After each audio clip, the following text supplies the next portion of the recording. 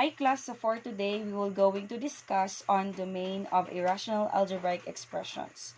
So before we will going to get the domain of irrational algebraic expressions, we must first know these two terms nga needed. First is ang restricted values.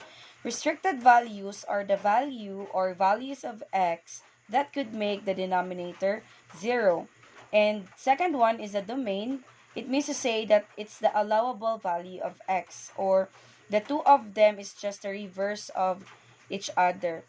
Now, for example, we have x squared minus 2x plus 7 all over x minus 5.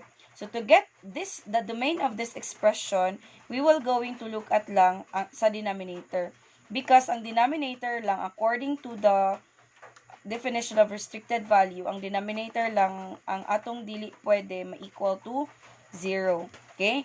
Now, remember nga, for example, na kay 1 over 0, if ang denominator 0, this will be undefined.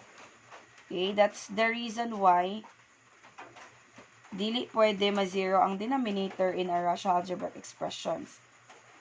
Okay, now, since dili pwede ma-0, to get the restricted value here, simple lang po siya, atuan lang i-equate ang atuang denominator to 0. Since we have to get the value of x nga mo, na ma-equal sa 0. So, in this case, x minus 4 equal to 0, transpose, okay, it will give you the value of 5.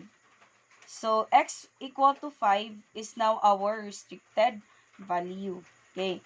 Now, kabaliktaran sa restricted value is ang domain, which is the allowable. So, to write down the domain now, since we know the restriction, we now also know the domain. So, ang domain is now equal to the sets, because it's values, sets of x's, such that x is not equal to 5. Okay. So, again, first thing is to know the restricted value, because this restricted value are the value or values of the denominator that will make the denominator 0. And after that, you now can write the domain in which it's the allowable values of x. So, therefore, it's the set of all x's where x should not be equal to 5.